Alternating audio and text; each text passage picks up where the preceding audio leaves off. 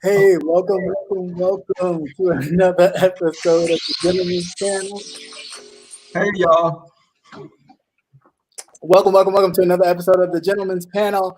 I am the host this week, Captivating Christian. Welcome to Cap Hill for those of you who haven't been on Cap Hill before. And we also have the executive producer of the Gentleman's Panel. How you doing? Yes, Mr. J. Wilson. And of course, the veteran of the panel, Mr. Rebel Son. And the youngest. Hey y'all. Okay, I don't know what What? time that is. But, We're both babies. We're the babies, King Payne and I. Period. not at all. But anyway, and last but certainly not least, the king himself. What's good, y'all? It's official Keep Payne all the way from the home of the lit situation. Hey, what's going on? And once again, welcome to the Gentleman's Panel. So let's get into it. Gentlemen, how's your week been?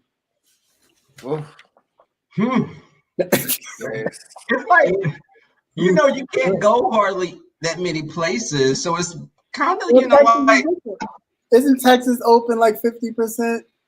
a lot of places are open, but are you really wanting to go into the place? The clubs are opening, but I don't want to go to a karaoke bar where everyone's picking up the same mic and, you're not singing with a mask on your face. So I don't want to go somewhere where people are drinking, because I did do something like that before with my friends, but there's another birthday party and I'm not going to go to it because the cases are spiking again. Right. So I don't want to put myself in a position to, catch something again, even though I had antibodies that were tested. I don't want to get something that's mutated and, until everything has leveled out.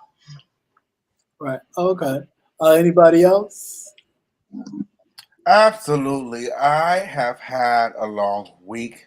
I told you guys a couple weeks ago that I started another business. So I just been trying to get these cars sold. I sold 2 cars this week, so I'm excited.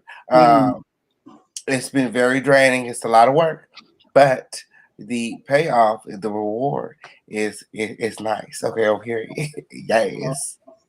And how about yourself, Mr. Wilson? These YouTube streets have been hot. We have abuse of the disabled and usage of the disabled, and people finding out that they taping conversations and former managers going at people, and it's been a lot. But I rode my bicycle today. I did do my exercises. I did do chicken. I ate chicken on camera. I know that's gonna be big. And let me see. The weekend, I'm going to the Guadalupe River to do some tubing. Okay. I've been there. Yeah. San Marcos, right? That's the San Marcos. Yeah, I've been there. Okay.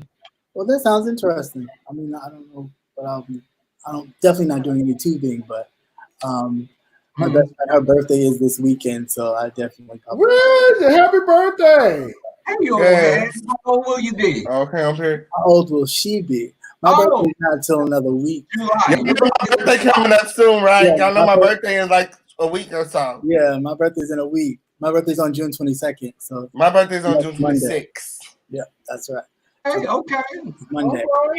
But her birthday is actually this weekend, so we're gonna have a little get together for her. I'm surrounded by all these older men. We have to celebrate our birthday on the next panel. We need to have cake and stuff. Well, I'm sure y'all will eat a bunch of cakes on your birthday. Due to the COVID, I cannot eat cake, unfortunately. What the COVID got to do with eating booty? There we go. There you go. Right there. Anyway, we're gonna bring this right back on track. So, all right, gentlemen.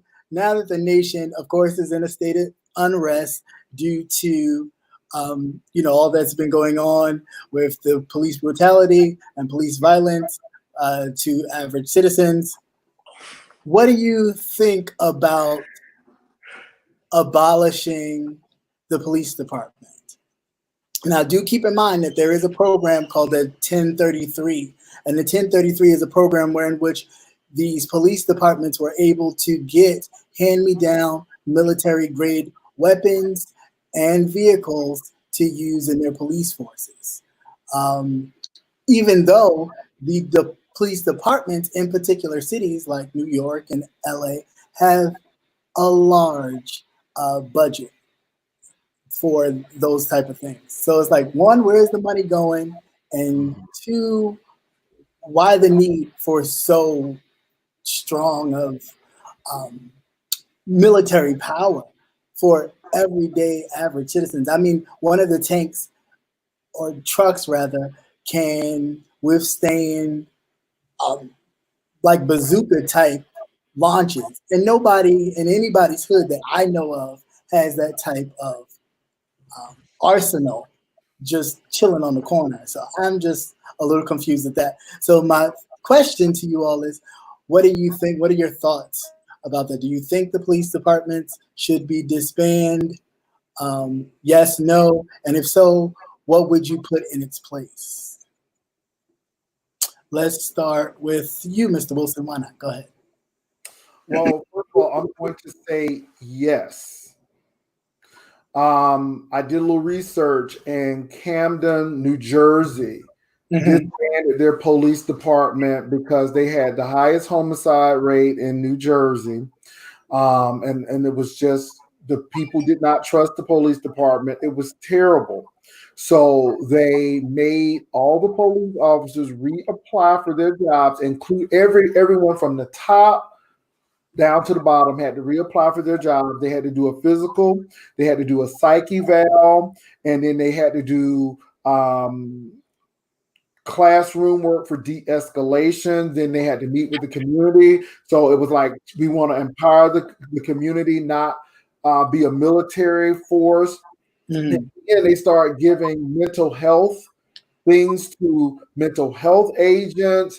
So they stopped taking a lot of the load that they didn't have to take. And so now the murder rate was reduced by 70%, the violent crimes down 46%, and also the reduction in officers' complaint is down 95%. They brought in the ACLU. They still have their unions, but even the unions had to get new leadership. Okay. And they got with the community and lived in the community. Now, I've been to Camden, New Jersey, because I have a friend who owns Homes Garden in Camden, and that's how I went to Camden. And let me tell you something. I went in the mid '90s, and it looked like New Jack City all over again. I mean, it looked like New Jack City, because people were really on the stuff.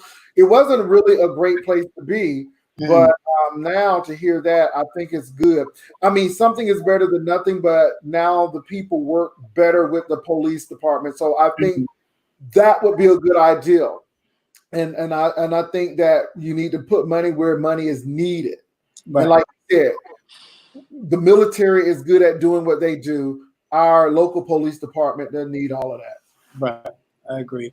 How about you, Official Kingpin? What are your thoughts? Period. Puriana to the Purier. Not only is it necessary, but it's common sense.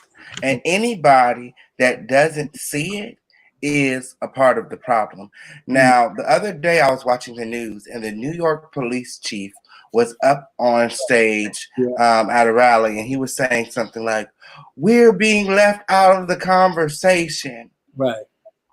And I was like, are you serious? You can't be serious. You're standing on stage in front of dozens of white police officers, not a single black officer on the stage, and you're talking about being left out? No, we're the ones being left out of the conversation. Right.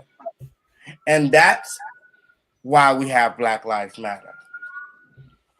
All right. How about you, Rebel Son? Your thoughts? I don't think the police force should be disbanded, but I do think it should be Not as many, because I think the resources can go into other areas as far as the community enrichment, our schools, but the police force, I think it needs to be revamped because there are people out there that need to be policed. If that's a family member of yours that someone put a gun against their head or killed them, would you not want police to be able to do anything? I mean, and I think that's not what disbanding the police is going to be. Basically, defunding the police is going to be. The individual. That's according to the individual. Disbanding could be revamping it, starting all over, taking cultural awareness classes, more mental evaluations, deeper mental evaluations, because people, it's like people being able to get guns should have some type of a psyche evaluation. So I think that a lot of those have been put into the police force cut other areas. But I do think that we had places here outside of Houston that had police forces that were practically wiped out and started over because it was like they were targeting Black people. Some of the little towns outside of Houston, East Texas, they were pulling people over that were brown skinned. So they went in, there was a big lawsuit. They revamped the whole police force there. And this was a small, probably population, 20,000. But I do think that a lot of these police forces are good old boys. They're getting family members that have those same mindsets to come. They're hiring like-minded people. We're hiring people that look just like us to police them, us. But I do think it should be taken, a whole just disbanded to a certain extent, but deeper, the psyche. Absolutely not. It should definitely, absolutely not. It can't be to a certain extent. It has to be all the way to the core. That's the only way to get rid of racism completely. Completely. And the time for it is right now, where people are in the house, while we're going through this whole coronavirus thing, while people are demanding change. It don't matter if you're bad. If you're a bad cop or if you're a good cop, you need to reapply. You need to reapply. Okay, everybody's job right now was on the line. So they didn't care about our job for the corona. What makes the police officers so essential? These are the same officers that are coming into our neighborhood and brutalizing our brothers and sisters. Well, at the bottom line there are good police officers. And there are bad ones too. That's the point. And there's no room for a bad police officer on the police force. There's no room for it. So when you're talking about defunding and dismantling, you have to dismantle the entire. You can't leave any rotten seats. There's no room for any rotten seats. There's no room for any rotten seats. If you are good, people like you and I that are on the police force. There's no room, like I said, there's no room for any rotten seats. I don't need to be on the damn police force. I'll tell you that now because there's gonna be a lot of shit going on that it shouldn't be. Well, okay, if you're a good cop, you will reapply for your job and get it back. It's almost like cops are going into a salon and saying, some of y'all ain't gonna be here because we got to revamp this beauty salon. And so looking at that analogy, you're looking at the same things with the cops. And also what Rebel Son said was very critical. The police department should reflect the demographic of the community. Okay. So if you have a city 95% Black, but 95% of your police officers are white, that's a problem. Yeah. It's problematic, definitely. King Payne, I didn't know you were so passionate about this. Oh yes, I'm here for my people. Okay, period. Good to hear. To be honest, I'm very pro-Black. Okay, and, I think that the police department definitely needs a revamping. I think everybody should have to reapply. Would you guys agree? Sorry to cut you off. Would you guys agree that there's no room for any back seats on the police force? when it comes to protecting us and keeping us safe, there's no room for any backseat. I think it's gonna require constant training. I think that every police officer has to have an honest review and an independent agency to come in and evaluate. And I think like for the president, we need to vote. We should be voting for our officers and people who vote them in, vote them out. There should be a change. Like the community should be involved with the hiring and the firing. Like if they're not, you vote for your county chief, and your police. You do vote for that person. That person you vote for. Now a lot of people don't vote, so that them people get in and nobody. Who's this police chief? Who's this person?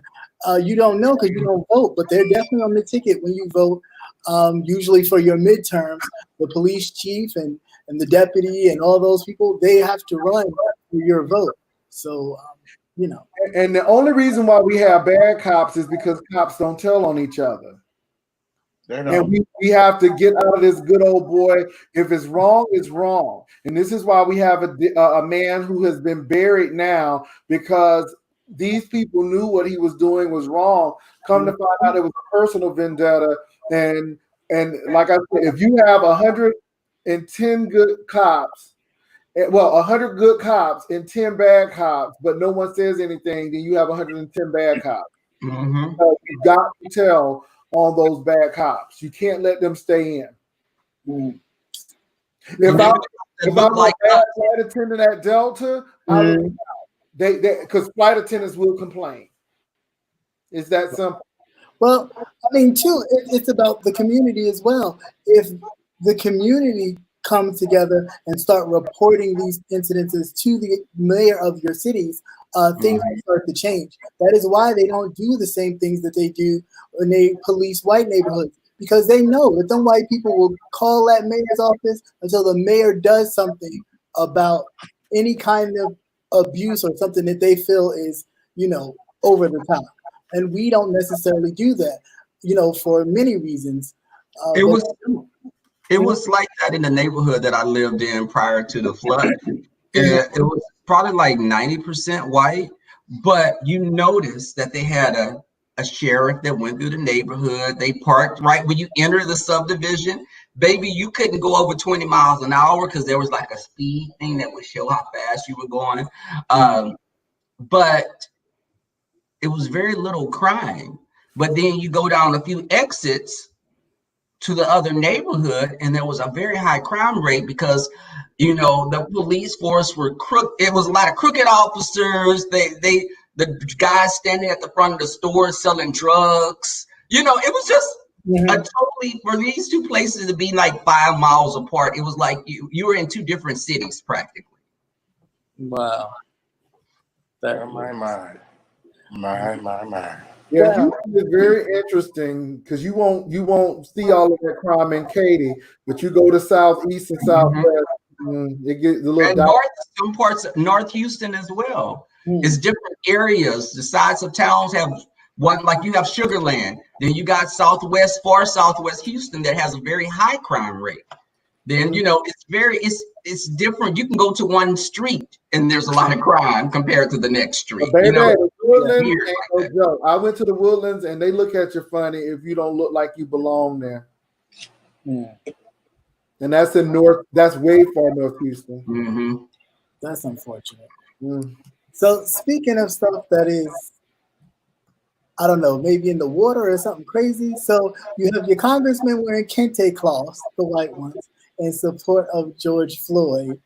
But also you have the mayor of DC painting Black Lives Matter on the road leading to the White House. In bright yellow. Right, in bright yellow. What are your thoughts on that? How about you, King Payne? What was your thought on that? I feel like we here. We ain't going nowhere. Our ancestors built this place. We are America. And it's about time. We here. Okay. All right. Okay. Rebel Son? I think that was a it's bold. I'm with it. You know, I think it has to be up in. We should have something like that in every city because that right there is. It's just it has to. We have to be up in your face like that because it's just unacceptable. That thing is a lot of times they don't feel that it's not affecting them because they don't. They just don't.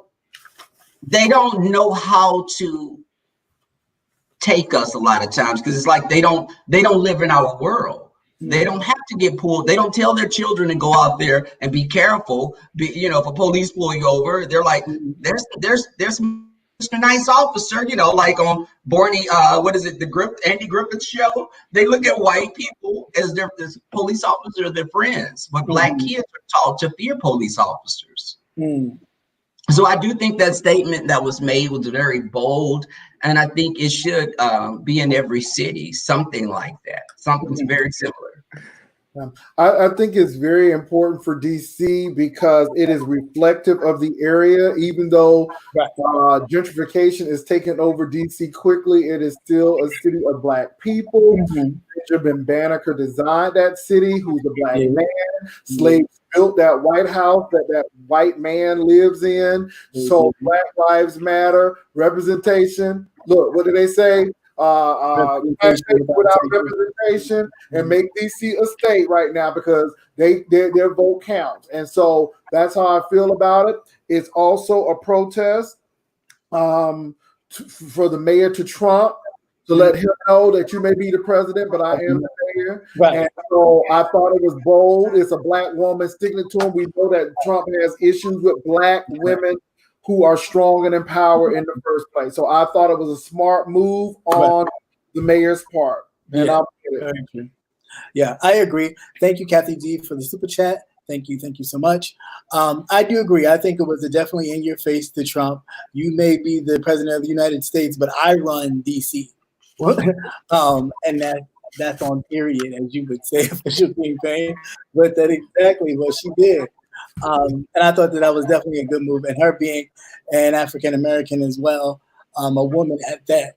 And, you know, he seems to despise both of those. He can control himself. So I'm surprised that he didn't really go lash out. But I guess people were enough to hold his tongue, tell him, please, sir, don't go there with her. But that was interesting. So speaking of Black Lives Matter and the movement, some people feel that the Black Lives Matter movement only pertains to stopping police brutality and, you know, the killing of Black and brown people. But I did send you all a video, so hopefully you got a chance to watch that, of this transgender woman getting assaulted by a mob of people, of our people. And I guess the backstory is she was driving under the influence and crashed into people's cars and then was gonna, I guess, leave and kind of, I don't know, give them an IOU. And they wasn't having it. So that's kind of how that whole thing started. So Jay Wilson, let me get your thoughts on, I can't hear you. His mic is muted. Your mic is muted. His mic is muted. I'm sorry. Somebody was talking about feedback, so I didn't want to be my mic, but obviously it's not because I'm still hearing the feedback. Anyhow, we're right along. No, I think it may be captivating his mic. Okay, but hello. He was the only one talking. No, it might be yours. It might be mine. Cause you had that thing on. No, I have on headphones. So the headphones. So the reason I have on headphones is because the mic is right here. So the microphone won't pick up your voices. So it's not my microphone. It's not mine. All right. Well, it's not mine because I was muted. But anyway, I guess it's Casper the Friendly Ghost's mic. But moving right along. But I think all lives matter. But Black and brown people are being killed at an alarming rate. They're being jailed more. And we're finding out that this thing is systematic in our schools. With this COVID situation, we're finding out that people who don't have health insurance are at greater risk of dying. And so all lives matter. And I think that when we handle this, we can handle a whole lot of things. I think now I will say this. The LGBTQ community got a harsh rebuke for kind of trying to bring their issue along as well. And that's really interesting too, because you got Black people who may be gay or lesbian who are in a struggle as well. So my thing is Black Lives Matter, but don't forget other folks' struggle. So I just, don't forget other folks' struggles. Absolutely. But even with the LGBT lives, you know what I'm saying? Like, all lives do matter. But if Black lives don't matter and LGBT lives don't matter, then all lives matter is not a valid statement. So I absolutely get what people are saying when they feel like they're being overlooked, because Black people have been overlooked for so long.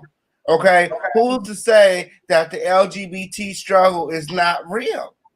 They probably feel the same way, no matter what color they is. All lives do matter, but all lives can't matter if Black lives don't, if LGBT lives don't. Okay, and people keep on trying to find ways. I know I probably was the next, but I just jumped in there. Okay, people keep on trying to find ways to discount the movement. Like, oh, does it only apply to police brutality? No. Black lives matter, period. Period. Okay? It's not just physical, it's systematic, okay? Because America is a system that was created to hold us down. Okay? So that's why when we were talking about the police department, I was saying it needs to be completely dismantled. Okay, because if you don't completely dismantle it, you run the risk, okay, of there being someone left behind that's still prejudiced, still getting his people in. You know what I'm saying? Like there's still being a screw or a wrench in the system. You know what I'm saying? You run the risk. You need to completely dismantle it. Okay, and then you need to bring a third party. It needs to be third party, community, elected people. Okay, period. It don't need to be a hiring process. It needs to be more a voting process. Well, for all officers. Yeah. Okay. Because it doesn't make no sense that it only takes 840 hours for a person to become a police officer, okay, and 1,500 hours for a person to become a barber, a licensed barber, okay? And what also doesn't make no sense, if it takes less time to become a police officer, why aren't there as many people doing it of our color? Yeah, I agree with that, and I think we need to stop. Just because you have military experience, that doesn't mean you're an officer. And I think we got to look at that too. Black lives do matter. And I'm going to tell you why I feel like our lives aren't as valuable to some people than others. Japanese people were interned and they got reparations.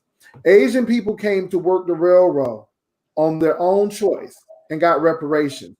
Jewish people have gotten reparations. Even the Native Americans, unfortunately, they had to go through the Trail of Tears, but a lot of them have that right to get the license to get casinos and make that money. It is Black people that haven't gotten what was promised to them. And I think that's a problem. And like I said, America has not really come to grips. There has not even been a formal apology. And that goes to show you where we are. Right. That's very true. Rebel? Wow, I almost forgot what the question was. Okay. So I think when people see me, they see me as a Black man first. Right. But I do think that everyone should be welcome to the all, Black Lives Matter, Black and brown people. I do think that it's almost as if how white people can't They don't know how to empathize with us because, you know, they don't live our lives. It's the same way almost with some blacks. They look at the LGBTQI people and it's like something other. So put us first before them and then go to them. Whereas I think that we should all be under that same umbrella to be protected. You know, we should all be protected by the law because that's what their job is, to protect all of us citizens. I don't, my sexuality is not who I am. It's a part of me, right. But I don't lead with my sexuality. If a police officer pull me over, if he's a person that's going to do some harm to me, he's going to do harm to me as a black man and not as a gay man. That's true. You know, that's how but when we saw that clip of trans woman, you know, listen, you hit somebody and you tried to run off, she may have needed her tail mollywopped because maybe you hurt someone when you ran into them, you know, but I think it was excessive and people were just jumping on her because maybe they found out she was, because I didn't know there was a trans woman until I looked at the title. But I think that unlike some over here, she can't actually pass. But I think that it was excessive force that was used, and I think it was hard to look at because they were just really dragging her, and I thought that was a woman being judged first because she looked like a woman. You know, she was very passable. But yeah, I think we should all, you know, Black lives should include all of us, regardless of our sexual orientation. Can I say this really quickly too, Rob? Black lives should matter, but we have a lot of racism in the LGBTQ community, and Black lives need to be mattering to them as well. It's a lot. But you know what? It's not the time for that. Honestly, it's really not the time for that to be making it Black versus LGBTQ. This is the time for the Black community to be coming together. It is the time for it. It is the time for it. Because somebody thinks that you're not worthy of dating because of your skin color, it is the time for it. So it's I get that. I get the Black part. All interwoven. You will get called an N-word by a gay white man just as quick as you will somebody down south. But people are trying to divide the Black LGBT from Black. There's no difference. Black is black is black is black. It doesn't matter if you Black and straight or if you Black and LGBT. You know what I'm saying? And that's what I mean. Like, it's not the time for that. Like, if we have things to discuss in our community, let's discuss it amongst ourselves as a community. But what is the bigger picture here? Systematic racism, then that's systematic. It's still systematic. It's a big system. But when we're talking about Black Lives Matter, what is the priority? It's still systematic. White people are white people regardless, and it's still systematic. It's still systematic. So, but our own should accept us as well into the movement. Period. Yeah, now that's the problem. We're not accepted in our own community, and that creates a problem as far as the movement are concerned for a lot of people. Yeah, like Reverend Martin Luther King's publicist. If it wasn't for him, it wouldn't have been a march on Washington. But he got outed by Clayton Powell. What? But let's be very clear. Coretta Scott King pushed Martin to hire Bayard Rustin to be his right-hand man. King was not a fan of Bayard Rustin because of his sexuality. So Coretta had a lot to do with ushering that in for Martin to accept him. And then, you know, over time he just grew to, you know. I don't feel like that. I feel like, you know, I don't know, a lot of gay men, okay, are uncomfortable in predominantly straight environments. That's what I feel. I don't feel like they're unaccepted. I feel like because of the cards or the lifestyle that they feel like, you know, when they go into these crowds that maybe they will be unaccepted or maybe there'll be someone there that, you know, feels the type of way. But I don't necessarily feel like the Black community has anything against the LGBT person. I witnessed that. Let me tell you something. James Baldwin was the fiercest dude and wasn't afraid of anybody. And most of the people in the Harlem Renaissance, those gay men mostly in the Harlem Renaissance, was fierce and didn't care about anything. And they said, as smart as they were, this is what it was. But you know what? When you are in a community that, it's a lot. Yeah, Black lives do matter, but all Black lives matter, not just absolutely. Yes. Yeah. So all lives matter. So, and that's my big thing. So I don't think those men had any certain types of gay people matter more than others. So I have a question, and it's gonna like change the conversation a little bit. So all lives matter, Black lives matter, woo woo, blah blah blah blah. Okay. So when it comes to police lives, okay, I personally don't feel no type of way when a police officer gets hurt on the job, because it's part of the job. Like, you chose a dangerous job. And I personally feel like they shouldn't have guns. They should have everything that they have should be nonviolent. They should practice nonviolent ways to take people out. No arrest or any situation should end with somebody losing their life, okay? Well, if that's the case, then we need to stop supplying these drug dealers and toughen the gun laws. When you don't have who is supplying the drug dealers, though? Yeah, exactly. But who is supplying the drug dealers? It's about gun laws. So get rid of all the guns, all of them. It needs to be regulated, definitely more. It needs to be regulated, but the cops are going to do their job. I don't have a problem with them having guns. I just think that should be a last resort. And as a person who has family members who are law enforcement officers, I want them to come back home. I know that there are some people who really will go out to hurt them, but at the end of the day, if you can spare a dog's life, I want you to be able to. Because that's somebody's son, that's somebody's father, regardless to what type of job they're doing. There are people out there that just target them because of the uniform they have on. I don't think all cops are bad, but I do think that cops need to be trained. I think that there has to be a level of study, diversity and de-escalation. Those things help. And again, I'm not saying that Camden Police Department is perfect, but they're in a better place now than they were when it looked like Bang 'em Up City. Somebody said that somebody said the police would be shot for sure if they didn't have guns. Actually, those rubber bullets do just as much damage as the real bullets. Y'all see that girl who got shot in the head with that rubber bullet? Right. Or the gentleman that got shot in the he got shot in the face with a rubber bullet as well. He lost his left eye. I think this person is saying there are still criminals that will guns that are not shooting rubber balls. That's correct. And you may be shooting something that's not lethal, but they'll be shooting something that's lethal.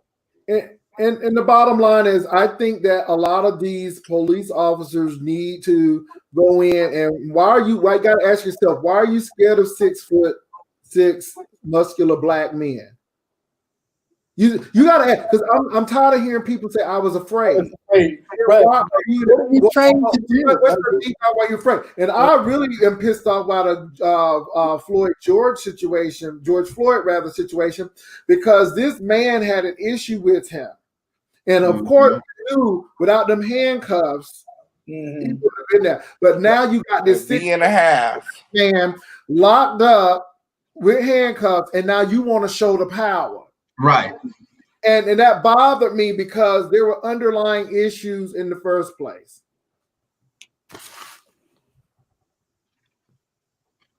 Yeah. Yeah, you shouldn't leave my friend, so I don't know what that's about. You might just want to refresh it, Jay Parrish. Even on top of that being a problem, the Breonna Taylor situation being a problem, with her incident report being completely blank, just filling in her age, name, and but nothing about the incident in detail. I think all of that is a huge problem that we need to bring as much attention to as possible. You said what?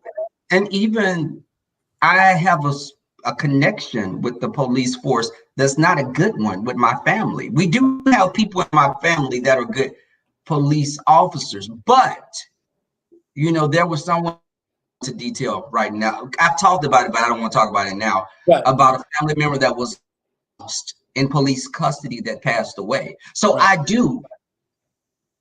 For me, I'm looking at the bigger picture. It was that the person could still be here, but a life was taken because of police not doing records right and not following protocol like they should have. Mm-hmm. So I could be one of those people that's pissed off and saying all police officers should be shot. But I'm not going to say that because that is someone's father. That is someone's son. We have people on YouTube that have family members that are in police force, that are Black people. But I think, you know, as far as the whole thing of accepting people, all people should have a mental eval and also cultural awareness. It should be drilled, instilled yearly, just like a clinical ladder when in healthcare. You have to keep your clinical ladder up. Police officers should have to get, you know, every few months, twice a year, psychiatric evaluations, because people have traded in their white robes for badges. Mm. And the Black people, just because you're Black, you still may have a white robe and a way of, when you're looking at other Black people. Yeah, when you're looking at other Black people, that is true. That was my thought. That, you know, a lot of our own people have these same racial biases that a lot of white people have towards us. So we have to take that into account as well. So I don't know, but yeah, it's deep. But I'm glad we were able to have this little heated debate in regards to this topic. After he done raised all his hell, and then he over there sipping on like some little tea, like a little teacup. But I did send the gentleman this new summer banger that I like to play every time I hear somebody saying something racial, and then it comes back that, wow, oops, what happened? Did they lose their job? I started twerking when I heard it. So for those of you who haven't heard it, I'm going to pull it up. Just give me a second. Oh, okay. Come on, let's y'all get that money out. I need to make some coins. Look, we always got red trying to compete. Oh, come on, y'all. There you go.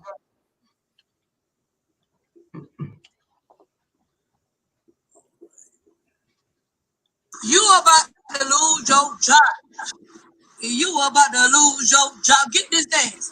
You about to lose your job because you are detaining me for nothing. You about to lose your job. You about to lose your job. Get this dance. You about to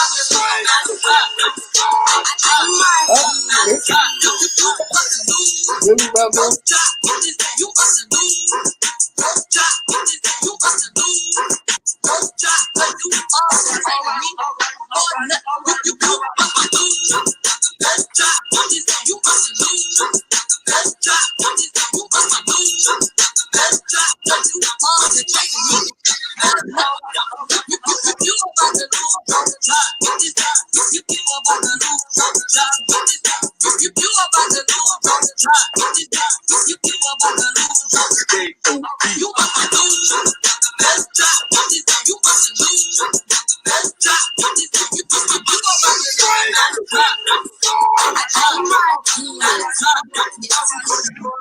Is this shit worth you losing your job? Because you about to. Because you ain't got no reason.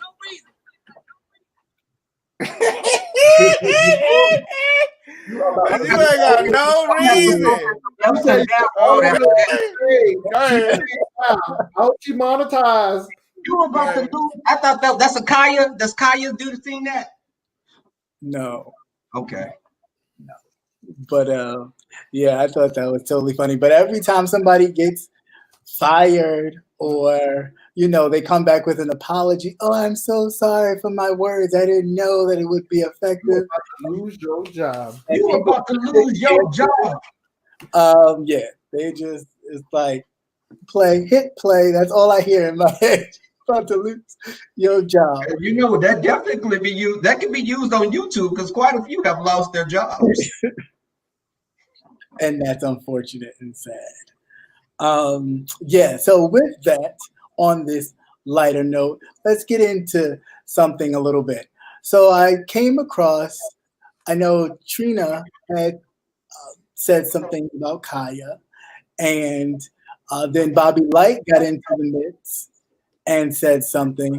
So then all of a sudden, Miss Kaya came back with a response talking about Bobby Light and his, I guess, judge attire and all that.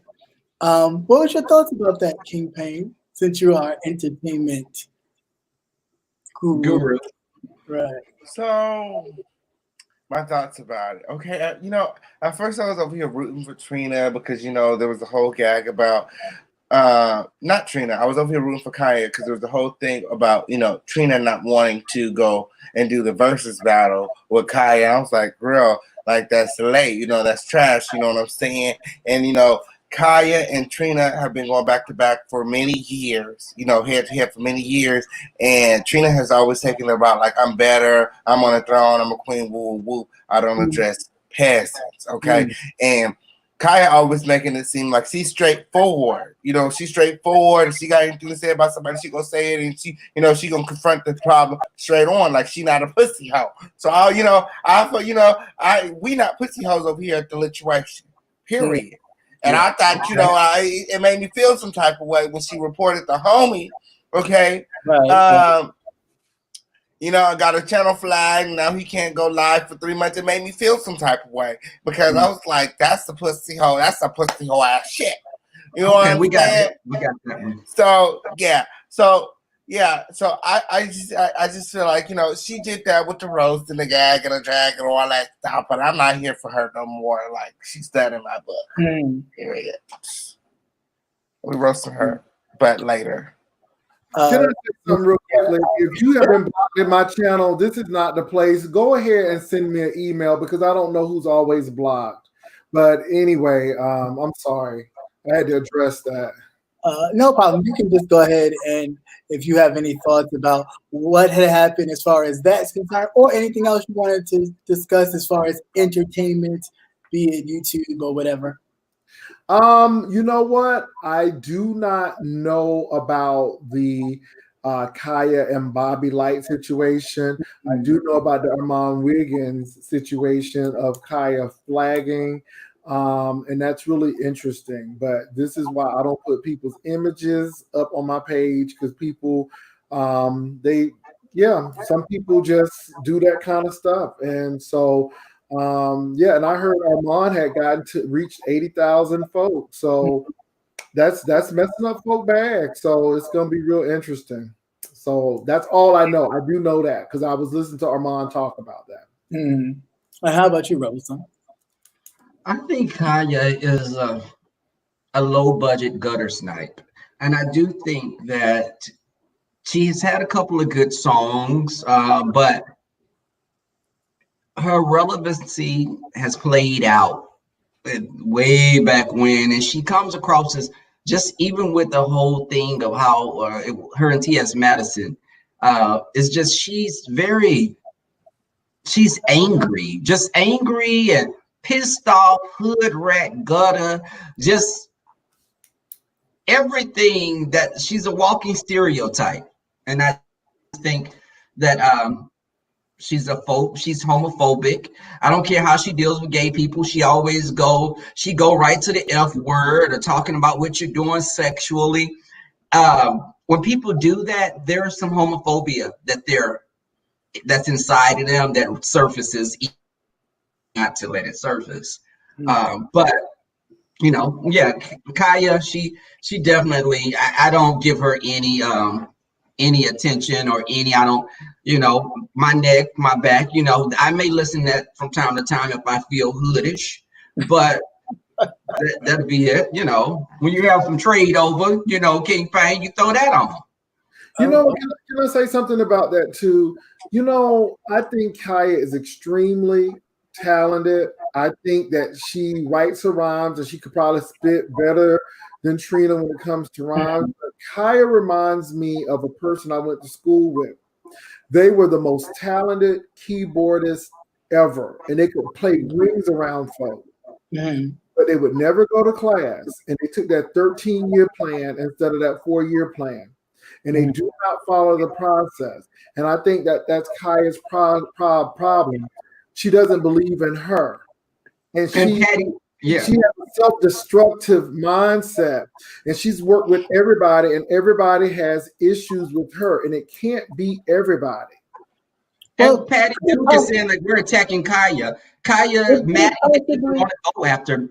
Maddie wasn't going after Kaya. She was the one starting to keep going. Maddie kept saying, "I love my sister. I'm not going to talk about my sister." Kaya kept coming at Maddie. Now let's keep it real over here. Don't try to rewrite history. Please don't rewrite history because we was there.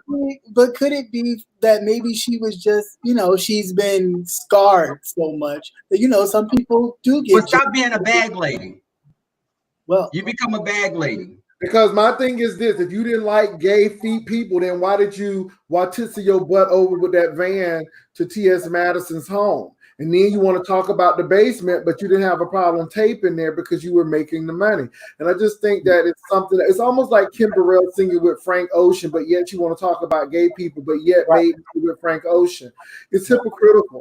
And so my thing is, I'm not denying that Kaya is talented. I think Kaya has talent, but I think because of certain dispositions and certain things that she's done, that she's just blocked her own blessing. I think she's funny. I think her and T.S. Madison would have been really phenomenal together. But people gotta take the route when the other folk are not gonna go there, and some people are not willing to move on. And you fall out with everyone.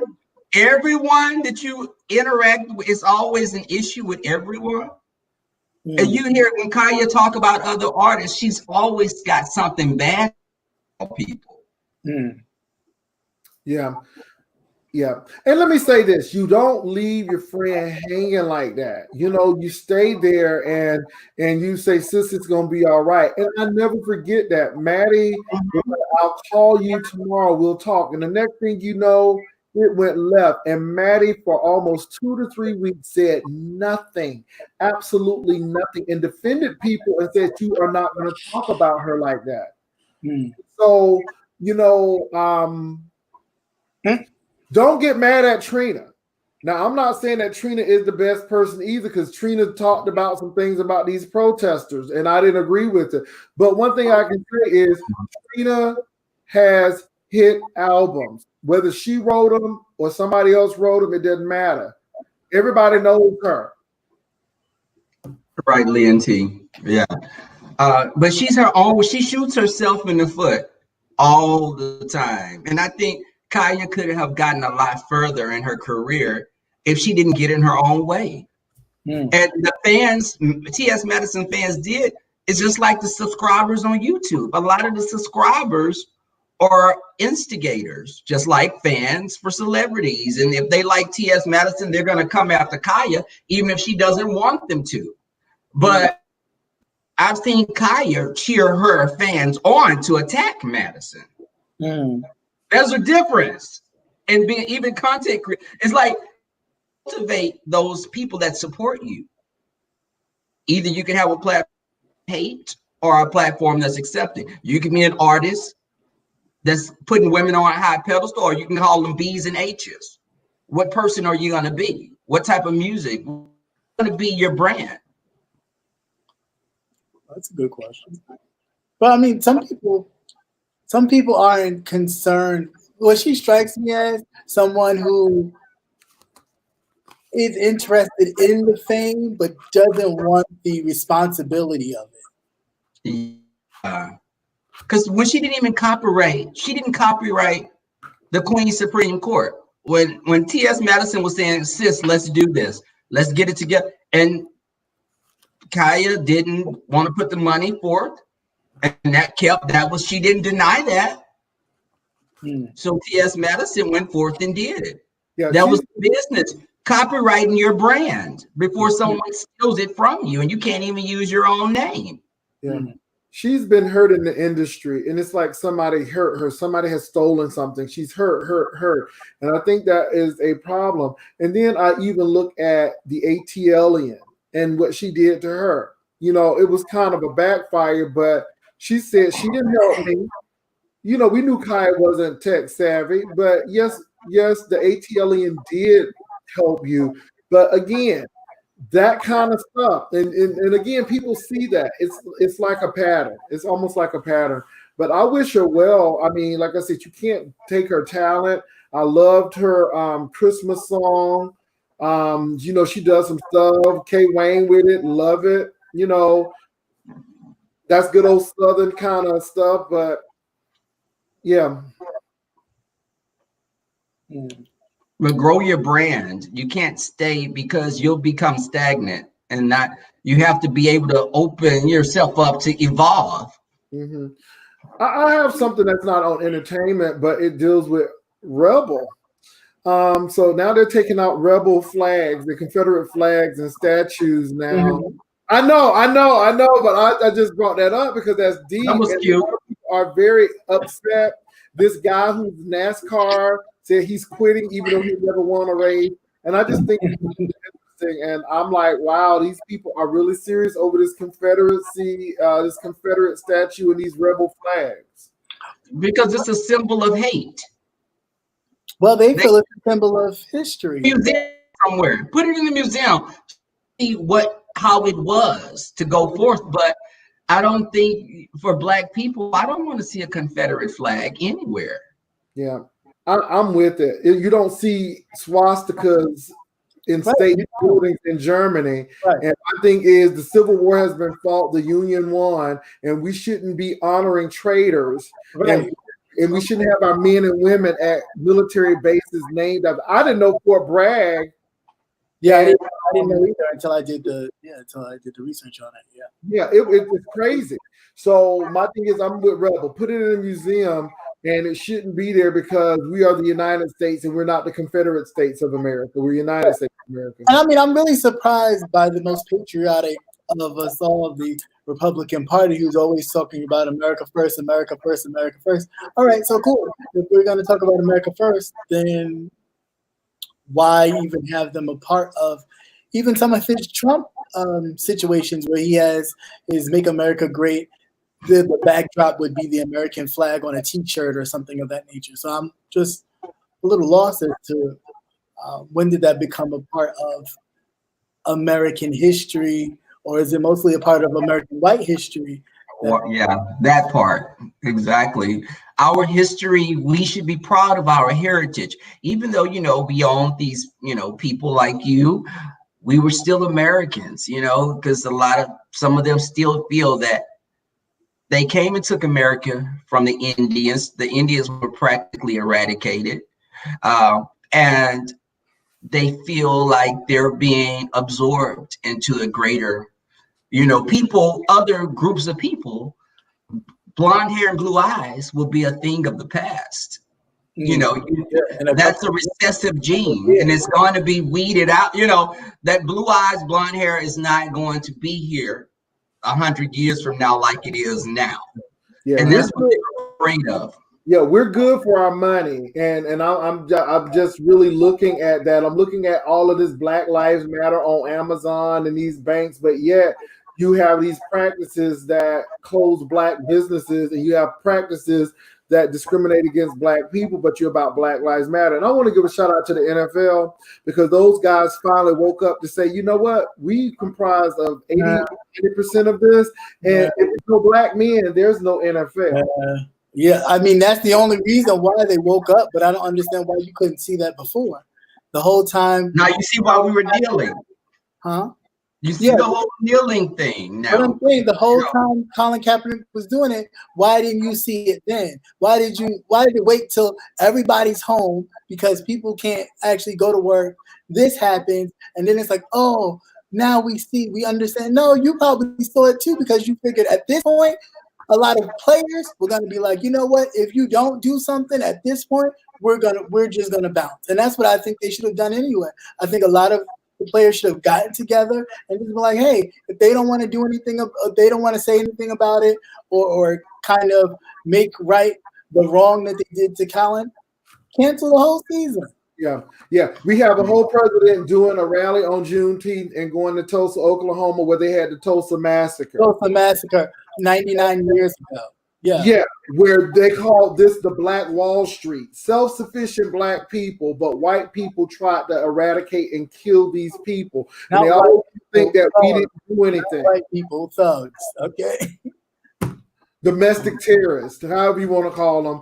But, and I always say there are some conscious white people, so don't get me wrong, it ain't a hate white folk train, but there are some, the people who don't know and are too ignorant to really look, because there have always been people who were white who really felt that Black people were equal and deserved freedom. If that wasn't the case, we had the Underground Railroad. It's a lot of things, but people don't think that they have anything to do with it. You benefit from this. You benefit from the system. Right. Bank of America was built on the backs of human trafficking. Mm-hmm. Right. So, Kingpin, you're pretty quiet on this subject. What are your thoughts? Silence is betrayal. You know what I'm saying? So you're absolutely right. For all the people that feel like they don't have anything to do with this, and they kind of don't feel like they have a foot in the argument. No, we all have. In order for all lives to matter, we all have to participate. We all have to be a part of the conversation. In order for all lives to matter, we all have to be a part of the conversation. We all have to be equal. So, we can't be silent. We have to speak out, and we have to unify. So, Captivating, did you see George Floyd's memorial service in Houston?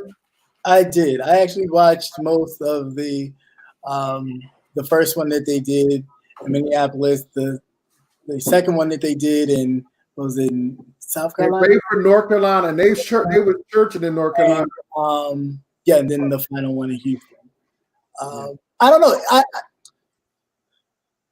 Part of me, and excuse me if I'm wrong for this, but part of me was like, okay, so many other people have died due to COVID-19, and they were not allowed to have funerals. And then all of a sudden, we have this star-studded, Aretha Franklin type funeral that I was like, whoa, what happened? Oh no. It was better than Aretha's, Michael's. He had 3 days. I'm not saying it wasn't entertaining or anything like that, I guess, in that aspect if you was looking at it like that. But I'm just saying, as far as what I was trying to say, I'm sorry. I was just trying to say that it was longer than everybody else's funeral. It was 3 days, the memorial, and another day for the funeral. Like, it was very. Well, I mean, I guess that's just to bring light to the situation, and you keep you keep bringing it home. But I don't know. I just felt some type of way about that a little bit, because a lot of people didn't have the opportunity to say goodbye to their loved ones because of this pandemic, and you restrict them from having that moment. Even having some of them cremate their loved one, which some of them probably, wasn't even trying to do that. That wasn't even a thought, but because you didn't know about it or how it could be spread or anything of that nature, the suggestion was to cremate. So I don't know. I just felt some type of way about that a little bit. Yeah, I saw that symbolic. I felt that the first one and the last one, the one in Minneapolis and Houston, was really in circumstance. I think the one in North Carolina was flat out, this is what we do. My thing is, I understand why they did it, because it still drew more attention. Not to say the people in the COVID situation weren't important, but I just think it drew attention because it was so, such a lightning rod situation. But can I say something? Sheila Jackson Lee, when people clap for you like that, that means sit down. Okay, just Sheila, I love you. But when people clap like this in church, leave Auntie Sheila alone. No, and that's what I was gonna say. It started off really good, but let me tell you something. I want to give it 2 minutes. Al Green, you did that, and that white, that Caucasian pastor, he did it in 2 minutes. The preacher said we got to go at 3 o'clock, and folks still. And Kirk Carr, this is not about showing people's range off. I mean, it was just like, we know we got millions of people watching, and let's give it. It's something about George Floyd. Let's milk it for all it's worth. And for me, just to piggyback off of you, Jay Wilson, like, for so much money to be getting spent on this funeral, the performances were trash. Like, I feel like Nikita, that one person, Nikita, what was her name? Nikita Fox tore it down. Nikita Fox, she tore it up. A lot of the performances wasn't all there for me. For it to be 3 days televised, okay, you know, I just felt like the performances was just hit and miss. But look, I like Kurt Carr, but y'all know that lady was doing too much. She had her. She was doing too much. And then Kim Burrell, I'm telling you, Kim Burrell is a technical, beautiful singer. But Nikita Fox, the mayor of Houston, he could have preached that funeral. The mayor of Houston could have preached that funeral. That man was giving life, okay? The mayor of Houston, big shout out. Rest of us the Turner. What I'm gonna need, though, I'm gonna need Reverend Al Sharpton to get rid of his "I used to be fat" preacher robes and get one a little more fitted, because he looked like his little self was swimming in that big old, like they had to tape his old wrist so it wouldn't. It was just. Let me say this: I like Sharpton, but Sharpton is not that take it to the cross preacher. Now I know Turner ain't no preacher, but Turner could have did what Sharpton did. They could have had Sharpton as a preacher and let Turner speak. You know, I just thought it was really interesting. The family was about the family. The family talked about George Floyd. Right. And they were feeling it. It was emotional. A lot of things were said. But I just think sometimes we get these star-studded celebrities, and that's why I could enjoy the North Carolina service better than the Minneapolis and this. Because Sheila Jackson Lee, I love Auntie Sheila, but honey, you didn't have to read out everybody's name. It was like you giving church announcements. I'm like, Sheila, okay, really? Okay. But I like Sheila Jackson Lee. She looked mean as hell. But I like she does. She looked mean as hell. Like very stern. She does have a stern. But nobody will ever be Barbara Jordan, LGBTQ plus community. Barbara Jordan was a statesperson, also from the great state of Texas in Houston. Okay. Right. H-Town representing. All right, ladies and gentlemen, we are at the hour and 7-minute mark. I didn't have a one gotta go because I thought about it, but then I was like, you know what? No, I'll change it up. I didn't have a one gotta go. I know one that has to go, and that would be the president of these United States. That is a definitely he's gotta go. So please make sure that we vote and pay attention, because that travesty that happened down in Atlanta, in Georgia, for your primaries, trust and believe. It's only going to get worse. No, it has gotten worse. It happened in Nevada too. Yeah, it did happen in Nevada. It happened in Nevada. And the thing is, we shouldn't be risking our lives with this second wave of COVID coming in. People please stop acting like that because the government opened things up like COVID is gone. COVID is not gone. The numbers are spiking up. They are concerned in Arizona that they don't even have enough ICU beds. Yeah, they're already calling for to implement the hospital emergency again, the hospital emergency program again. So it's not looking good. But the problem with that, though, the reason why I even mentioned that is because the absentee ballots are being mailed out late, where people are missing the actual primary vote. So that's why I'm saying that it is important that we stay on top of that. If you apply for your absentee ballot for November, do it now. Make sure you send it out so it will come to you at the proper time, because time is of the essence here, and they will utilize any kind of weapon that they can to make sure that your voice does not get heard. Yeah, the polls in Nevada didn't close to 2:30 a.m. 2:30 a.m. and the last person who voted was an Elvis impersonator. Well, in Georgia, they were calling the cops on people. still waiting to vote. That's ridiculous. So, you know, they'll try anything to suppress it. Yeah, they're going to need to, because the Republican Party has been not answering questions about Trump and what he said, and everybody act like they don't know him now. Right. Well, yeah, of course they do that now, but then later they'll glorify something that he says or does. So, excuse me, can I ask King Payne a question? Hey, what's up? Why are they attacking Governor Newsom? I mean, they're attacking Governor Newsom like he did something. That man's trying to do some serious leadership, but the people on the right are attacking Governor Newsom, and they was just saying that California is a government state. It's a government state, and that's why everything is so expensive and so on and so forth. But you know, people got to realize that California is the biggest economy. It could be an economy itself. So why are they attacking y'all governor? Jeez. I think people is just over all of these rules, all of this quarantine, all this staying inside, just everything. I just think people are ready to just go back to normal, ready for things to get back to normal. And I think that's why a lot of people are in a bit of a fit because, you know, they got curfews in a lot of areas to where people can't go outside after 8. So yeah, I think they're just over it. And then a lot of places are opening up, and then here we are in San Francisco on lockdown. So now, did anybody hear? And this is the last one. And I always thought this was funny. Anybody hear about Lindsey Graham, or should I say, Lady G?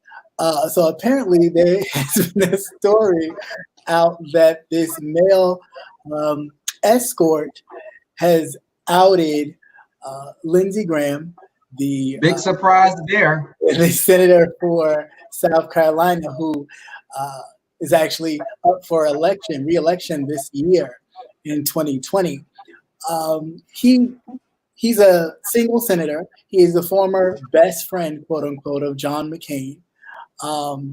But now he is President Donald Trump's lapdog and will do anything to protect Donald Trump.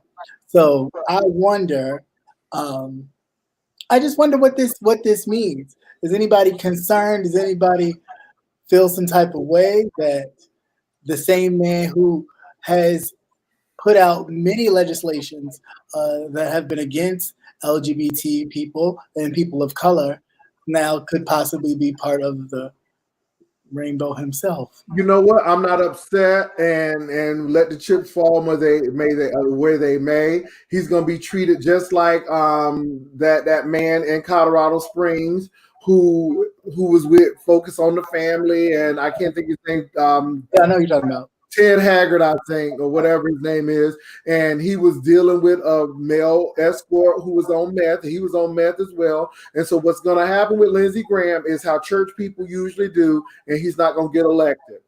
I would be very surprised. Barney Franks did it, but he was in the liberal Northeast. Maybe the Bible Belt South ain't going to hear about it. They knew Lindsey Graham was gay, but now that they know about it, it's a different story. Yeah, Lindsey, I mean, that would be like being surprised, like Chris Lee knows best if he came out gay. It's like you could see Lindsey, just his voice alone without even seeing a picture. You would that Christian man ain't gay. What Christian man is it? No, I'm talking about Republican Christian man. I'm talking about the Chrisleys in Nashville. You talking about that man? Yeah. He ain't gay. He would just be very. He's just very eccentric. We'll call it that. Yeah. Very southern. How about you, King Payne? Any thoughts? No, I don't have any thoughts when it comes to that. On Lady Graham? No thoughts on Lady Graham? I don't know who Lady Graham is. That's why. She looked like she drinking more too. Yeah, look like she. I want to hear what Lindsey, what McCain, what's Megan McCain, what she have to say about Lynn? Because he was her uncle. He was like her play uncle, her godfather. Well, she hasn't talked about him much. She hasn't talked about since he's like really been riding the Trump train. She doesn't really talk about him. She talks about the Liebermans more than she does Lindsey Graham. And Lindsey Graham is as spineless as McConnell. I just put those names. They're just weasels. And McConnell's seat is up as well in Kentucky, so that should be funny.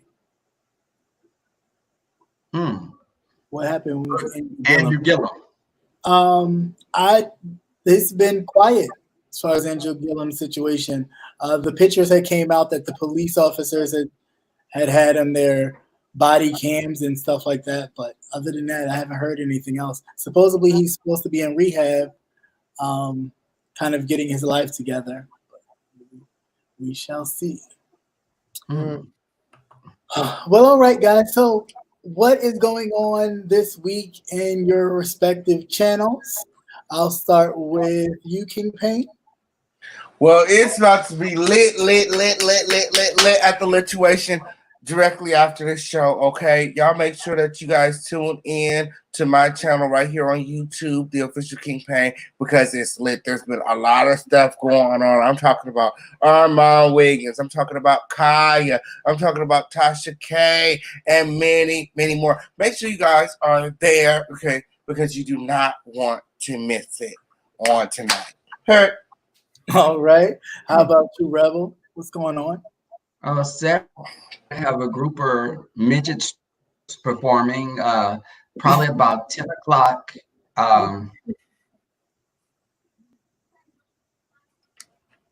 That's going to be the highlight of it. My friends, listen, we're just going to be coming on, Kiki and me and some of my good, my homies, just talking, just having like table talk, table top conversations. We're just, because I'm trying to get my friend to come onto YouTube, but he's, it's like I'm just dragging and he's kicking and screaming, but he wants to do it. And, this atmosphere that we're experiencing now is very volatile. So, it's crazy right now. Okay. And how about you, Mr. Wilson? I think I did all my stuff today. Okay. I mean, want to give a shout out to Raphael. Got the children shook. Okay. Raphael got the children shook. And now he done bought a dresser. Okay. What did he do? I'm sorry. Raphael? Yeah. Oh, you didn't hear about Raphael? No. Okay. So, here we go. Oh, Lord. Oh, Lord. Well, Raphael is a special needs individual. He's in a wheelchair, and he has some disabilities. But he said that he stole, Sean Bradley stole his money.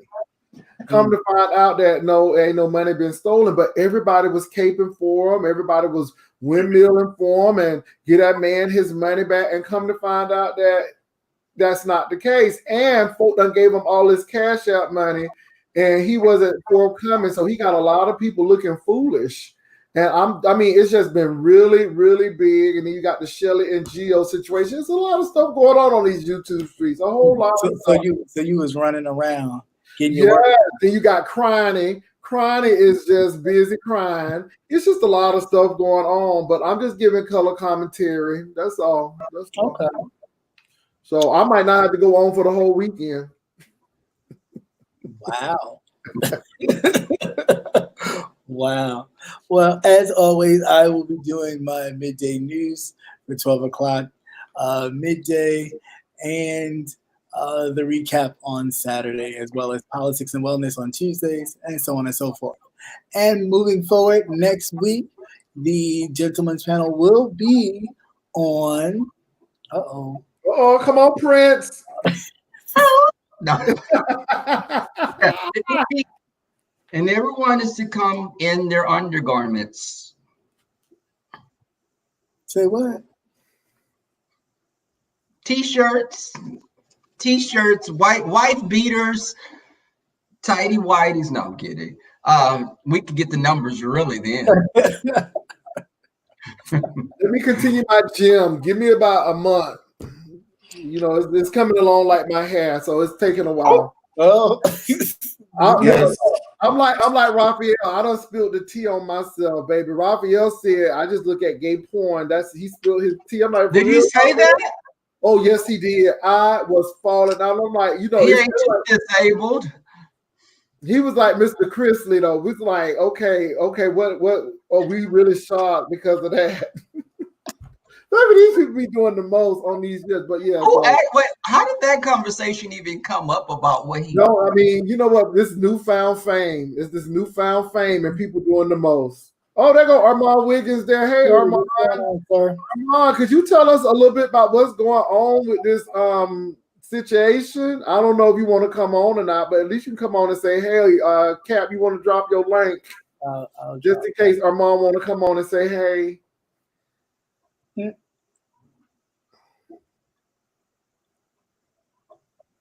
Summer Breeze, look, you done told me now that you day one. I didn't even know you were blocked, and this is just not the right time to do it. And it just ticks me off more that you would even bring that here. So if you don't want to email me, then it's all good. It's all good. You know, I didn't even know you were blocked. So unbelievable. All right. Oh. So I don't know. Why are you treating the people like that? That's not nice. Don't treat the people like that. No, I try to be nice, but my thing is, if I don't know that you're blocked, you don't do that here. You send an email. People act like that. You know every last one of them. And my thing is, you know, he's driving right now. Oh, Armand is driving right now. Okay, Armand. Okay. Well, thank you for coming. We don't need you wrecking trying to come on to tell us. Yeah, please stay safe. Okay. But anyway, thank you all for stopping by and enjoying another episode of the Gentleman's Panel with these distinguished gentlemen on this panel with me.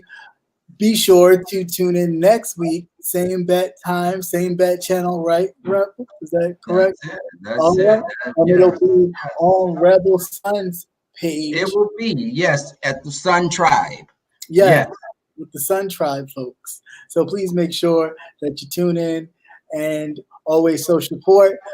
God bless. Good night. Enjoy peace, and we're out. Hey.